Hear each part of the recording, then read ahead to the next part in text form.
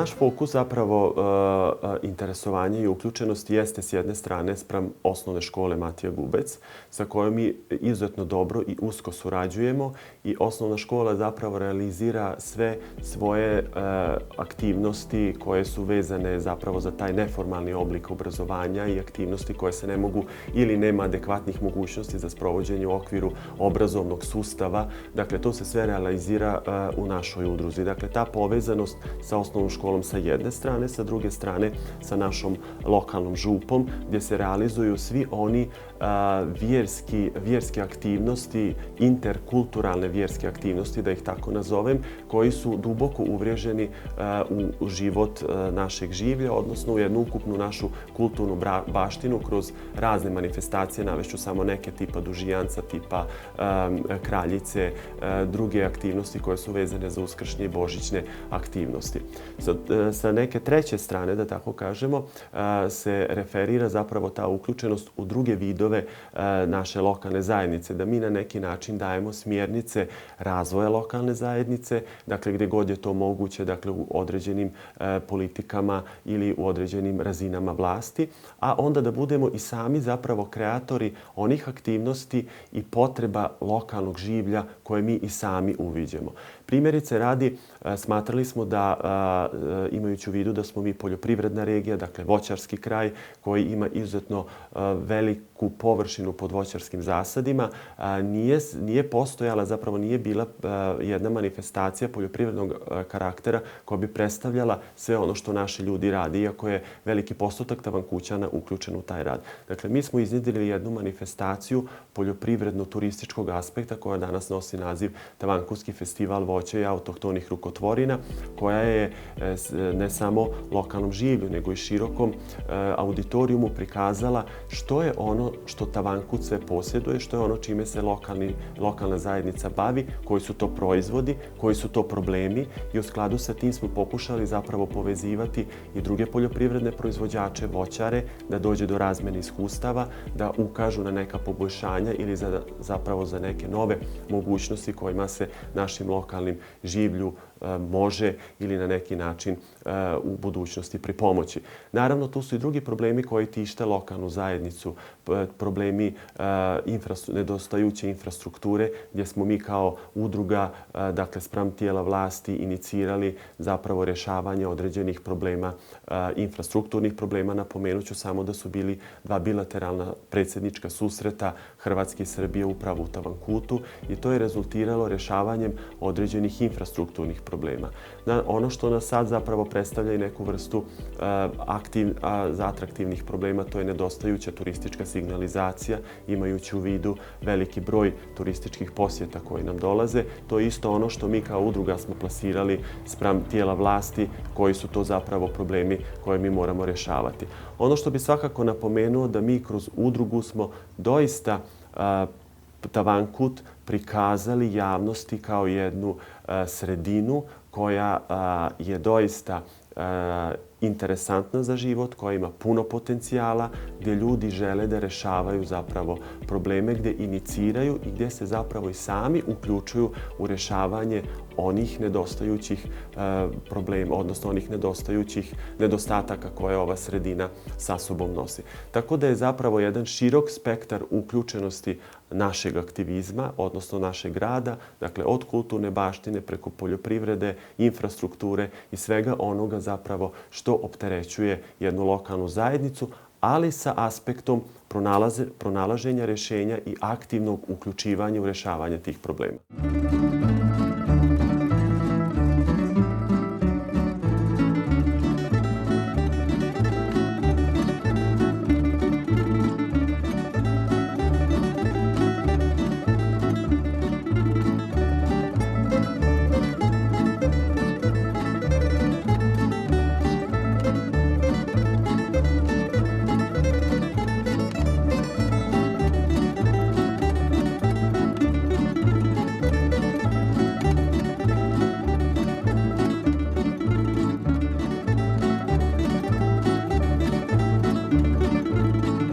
čemu se naša udruga može pohvaliti, ja to uvijek posebno ističem, to je ta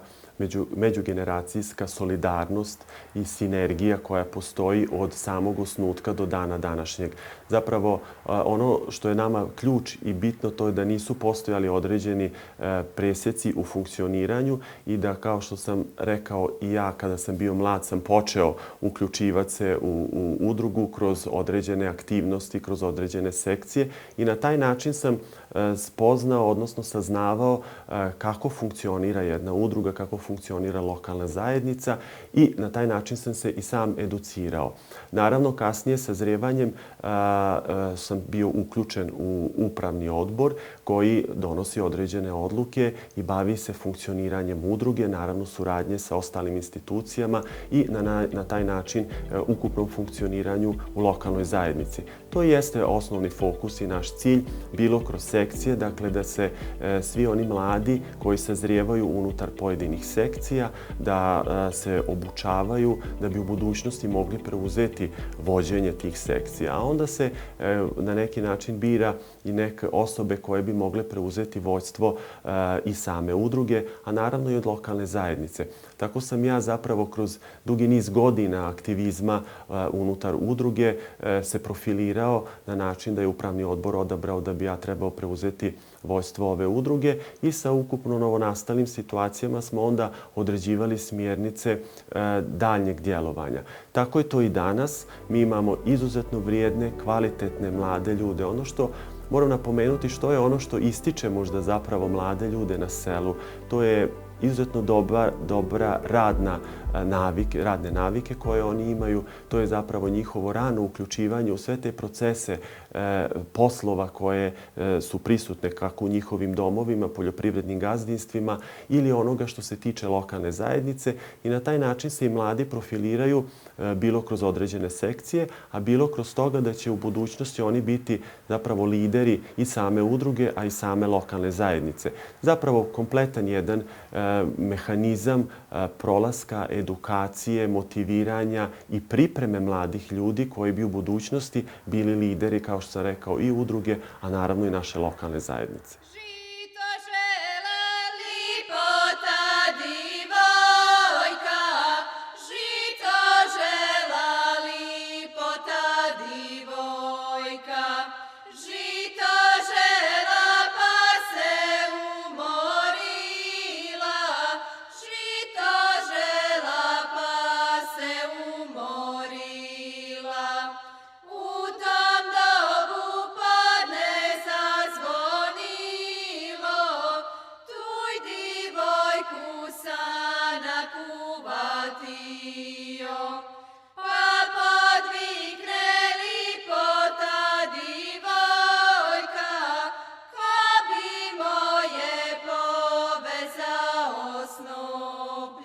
Pa kao što sam rekao, dakle, mi u okviru naše udruge imamo izuzetno širok spektar aktivnosti koje mi radimo i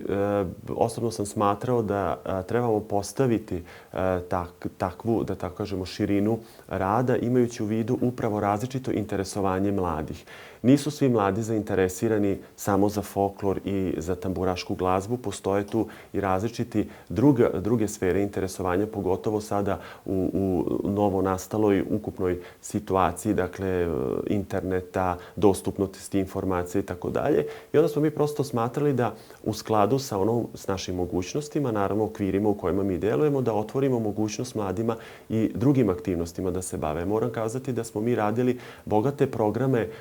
volonterske programe. Imali smo jako dobru suradnju sa volonterskim centrom iz Novog Sada koji su nekoliko godina dovodili volontere iz svih krajeva Evropske unije koji su boravili kod nas u Tavankutu. Bili smo kao primjer dobre prakse, pokazivali sve ono što mi radimo na način kako radimo. Naravno, naši članovi su također išli u razmjenu volontera u druge sredine, odnosno u druge države, što je pokazalo se kao jedan dobar primjer prakse da ti naši mladi steknu nova iskustva koja su kasnije primjenjivali u našoj lokalnoj zajednici, upravo na razvoju i naše udruge, a i na razvoju